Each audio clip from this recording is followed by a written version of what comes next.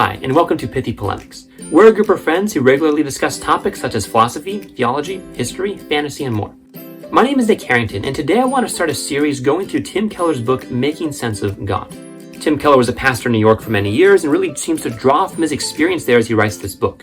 It seems to me to be very fair, very concise, and he does a good job of bringing in a lot of different ideas from a lot of different individuals, so you don't get the sense that Keller thinks he's figured something out, but rather that he's inviting you into a much larger discussion about faith and secularism. In chapter 1, Keller asks the question, isn't religion going away? And here he answers this in a couple different ways. One of them is empirical. He just quotes different people and sociologists of different backgrounds saying it's just not going away, that religion is still here to stay, that if someone thinks that it's this antiquated view that as we progress it's going to go away, Keller responds by just saying that's not backed by the data. Now, of course, that doesn't mean that religion is good, but I think Keller is bringing this up to say that's not something that should be easily or lightly dismissed. He then does talk about a couple reasons where perhaps religion has a lasting impact, and one of them is this idea that secularism seems to be missing something. And to me, this is this idea that if you really lean into it and you really think and really believe that all you actually are and all anybody else actually is just atoms and chemicals moving according to the laws of nature, that really seems to miss out on a lot of the depth and the richness of the human experience. And it's arguments like that seem personally to me persuasive. It seems persuasive to Keller, and it's kind of drawn throughout the whole book, is that of course, reason and science are fundamental components of how we understand the world. I mean, these are gifts given to us by Christian thinkers. But we shouldn't only have that if you stop there and just simply believe that we're just bags of atoms, we miss out on so many important things. In chapter 2, Keller asks the question, isn't religion based upon faith and secularism based upon evidence?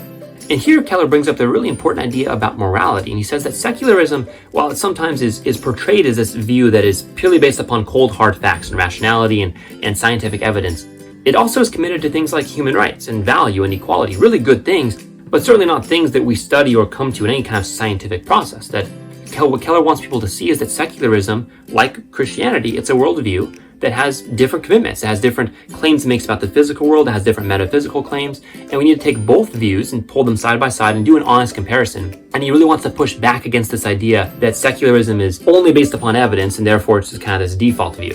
And I think his analysis of morality is a really key way in which he does this. The other really interesting thing, though, that he brings in this chapter that I thought was a really cool point is he talks about this idea of background beliefs. And so to me, why I thought this was so cool is it's almost like this idea that if you're taught a particular religion or a particular way of thinking, you have the core doctrines that people actually think are true. But then you kind of just assume stuff outside of that. You kind of build on that foundation. You think, oh, because this is true, maybe this is true, maybe this is true, maybe that's true. And that's fine. I mean, that's a fine thing to do. But when those assumptions start to get mixed with the actual core of the religion itself, or the core of the philosophy, it becomes a problem, because your assumptions, unless you were very careful in how you constructed them, they might be pretty faulty and based upon very little evidence or just kind of not that reasonable. And so if you then encounter somebody else or a new aspect of the world and these assumptions just crumble, it could cause the whole faith or the whole system to crumble, but not fairly. The faith itself didn't give you those assumptions, you made those up. But you kind of lost sight of what was the faith and what was your assumption based upon the faith. Anyway though, like I said in the beginning, I think this is a really good book and I'm really looking forward to finishing it up. But these are the first two chapters that Keller does, I think, a good job of setting the stage for the rest of the book. A lot of the themes brought up here, the inadequacy of a secular worldview to account for all the richness of the human experience, and in particular that moral question. I think he repackages and rephrases a lot of different times throughout the book, and for good reason. I think it's a really compelling argument that if individuals want to hold to the intrinsic value of human beings and the importance of human rights and equality, recognizing that these are transcendent concepts that really fit in well with this kind of made in the image of God idea that Christianity brings to the table, and really does not fit in well with this we're all just, bags of atoms idea brought to us by pure secularism, I think that's compelling. And so I think Keller is right to bring that up later in the book. Well, that's all the time I have for now. Thanks for listening, and I'll see you next time.